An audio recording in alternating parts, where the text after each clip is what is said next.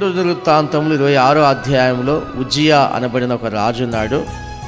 అతను 16 సంవత్సరాల వయసులో యూదా రాజ్యానికి రాజుగా పట్టాభిషేకం చేయబడ్డాడు.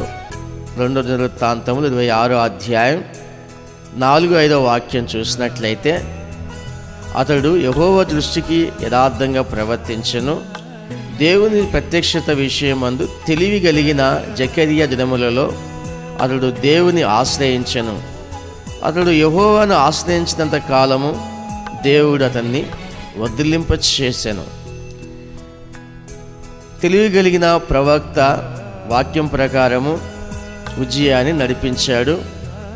ఆయన చెప్పిన వాక్యానికి లోబడి, దేవుని వాక్యానికి లోబడి నడిచినంత కాలం కూడా దేవుణ్ణి ఆశ్రయిస్తూ వచ్చాడు ఉజ్జియా.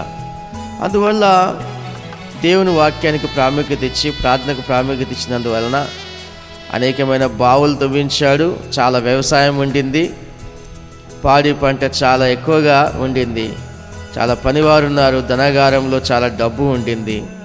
చాలా తెలివిగా తన దేశాన్ని పరిపాలన చేసుకోవడం జరిగింది. కొంతకాలం తర్వాత దైవజనుడు దూరమయ్యాడు, వాక్యం దూరమైంది. అప్పుడు అతను మనస్సును గర్వించి చెడిపోయినట్లుగా వాక్య భాగంలో కనబడుతుంది. ఆ తర్వాత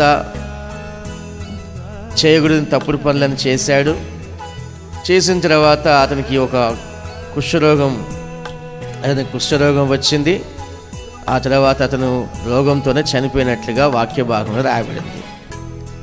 నా ప్రియమైన సహోదరి సహోదరులారా, దేవుని వాక్యానికి లోబడి దేవుని వాక్యానుసారంగా జీవించి దేవుని వాక్యానికి ప్రాముఖ్యత ఇచ్చిన వ్యక్తి ఎప్పుడు ఫలిస్తూ ఉంటాడు. ఒక మనుషుడు దేవుని వాక్యాన్ని విడిచిపెట్టి, ప్రార్థన విడిచిపెట్టి జీవించినట్లయితే దేవోక్తి లేని యెడల జనులు కట్టులేక తిరుగుతారు అనే వాక్య భాగంలో రాయబడినట్లుగా దేవుని వాక్యము ఆ మనిషి జీవితంలో లేనందువల్ల క్రమము, పద్ధతి ఉండదు.